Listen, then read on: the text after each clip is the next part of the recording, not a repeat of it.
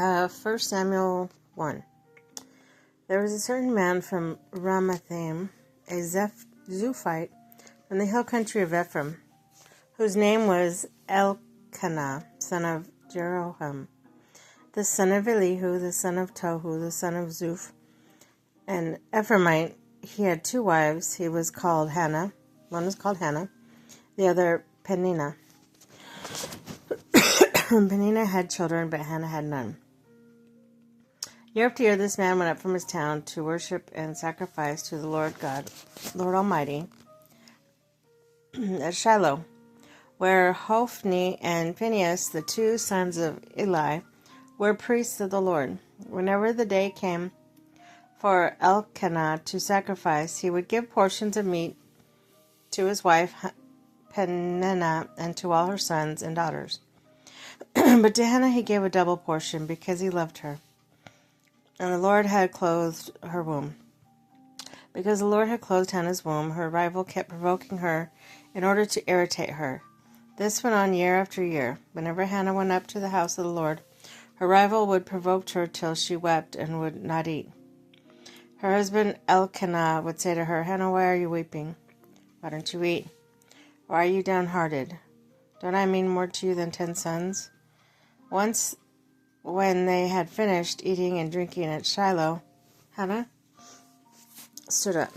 Now Eli the priest was sitting on his chair by the doorpost of the Lord's house.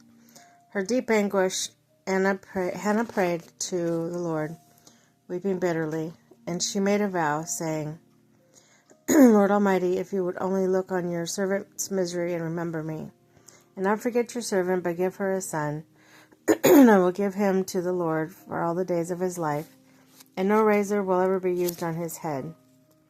As she kept on praying to the Lord, Eli observed her mouth. Hannah was praying in her heart, and her lips were moving, but her voice was not heard.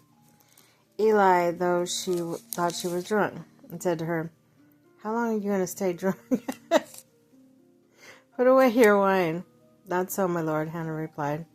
"I am a woman who is deeply troubled. I have not been drinking wine or beer. I was pouring out my soul to the Lord. Do not take your servant for a wicked woman. I have been praying out here out of my great anguish and grief." Eli answered, "Go in peace, and may God of Israel grant you what you asked of him." She said, "May your servant find favor in your eyes." Then she went her way and ate something, and her face was no longer downcast.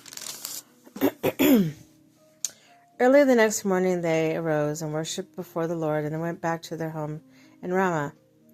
Elkanah made love to his wife Hannah, and the Lord remembered her. So, in the course of time, Hannah became pregnant and gave birth to a son.